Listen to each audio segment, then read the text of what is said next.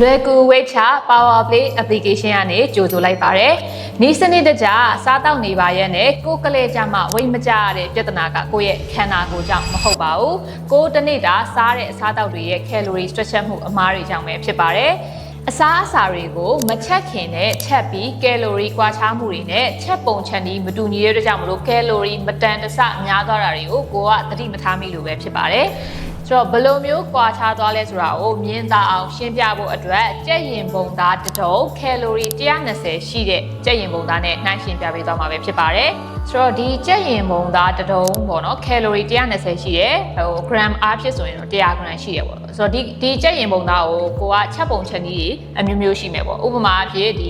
မြန်မာလိုမျိုးချက်တဲ့နည်းရှိမယ်ပြီးရင်ကြော်တဲ့နည်းရှိမယ်ပြီးရင်ပြုတ်တဲ့နည်းရှိမယ်ပေါ့နော်။အဲ့တော့ဒီတစ်မျိုးချင်းစီကိုကနှိုင်းယှဉ်ပြပေးသွားမှာဖြစ်ပါတယ်။ဆိုတော့ကြက်ရင်ပုံသားဒီ120 calorie ရှိတဲ့ကြက်ရင်ပုံသားတစ်တုံးကိုမြန်မာနည်းအတိုင်းဟင်းအနှစ်ကလေးတွေနဲ့ချက်မယ်ပေါ့နော်ဒီလိုမျိုးချက်လိုက်မယ်ဆိုရင်သူကဒီ calorie 120ကနေပြီးတော့ calorie 450အထိကိုသူကတက်သွားမှာပဲဖြစ်ပါတယ်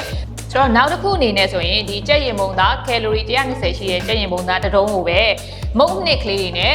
ဖွယ်ဖွယ်ရလေးကြော်စားမယ်ပေါ့နော်အဲ့လိုမျိုးကြော်စားလိုက်မယ်ဆိုရင်သူက calorie 120ကနေပြီးတော့ calorie 350အထိကိုတက်သွားမှာပဲဖြစ်ပါတယ်โอเคဒါဆိုရင်နောက်ဆုံးအနေနဲ့ပေါ့နော်ဒီကြက်ရင်ပုံသားကိုပြုတ်စားမယ်ဒီဟင်းခက်အမွှေးချိုင်လေးတွေနဲ့အရသာရှိအောင်ပြုတ်စားမယ်ဆိုရင်တော့ calorie 120ကနေပြီးတော့ calorie 160ဝန်းကျင်လောက်ထိပဲ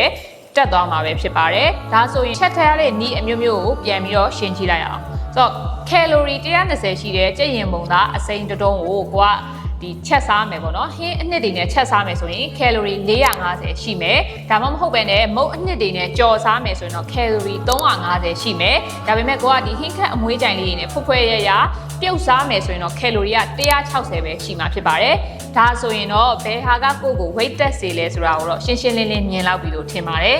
ဒါကြောင့်မလို့ weight မကျဘူးဆိုပြီးတော့စိတ်မညစ်လိုက်ပါနဲ့ကိုဘယ်လိုမျိုးချက်စားနေလဲကိုအိမ်မှာဘယ်လိုမျိုးဟင်းမျိုးတွေကိုချက်စားနေလဲဆိုတာကိုတေချာလေးသတိထားပြီးကြည့်ပြရပါမယ်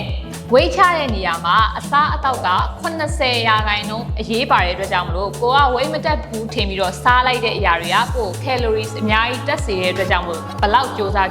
weight ကကျနိုင်မှာမဟုတ်ပါဘူးဒီလိုအခက်အခဲတွေကိုဖြေရှင်းပေးနိုင်ဖို့အတွက် Power Play application ကိုသုံးပြီးတော့တစ်လခွဲအတွင်း19ပေါင်2လအတွင်း12ပေါင်နဲ့3လအတွင်း28ပေါင်အထိဝေးကျသွားခဲ့တဲ့သူတွေရှိပါတယ် Power Play application ရဲ့ Saver Plan ဆိုတာကနီးစနစ်ကြပြီးတော့အလွယ်တကူချက်ပြုတ်လို့ရတဲ့အစားအသောက် plan တွေနဲ့လေ့ကျင့်ခန်း plan တွေကိုမှတစ်လကိုမြန်မာကျပ်ငွေ3000ခွဲနဲ့ရောင်းချပေးနေတာဖြစ်ပါတယ်ကိုကစိတ်ဝင်စားတယ်ဆိုရင်တော့ comment မှာဆက်သွယ်ရမယ့် link လေးကိုချပေးထားပါတယ်ဒါရောက်ဆက်သွယ်နိုင်ပါတယ်ရှင်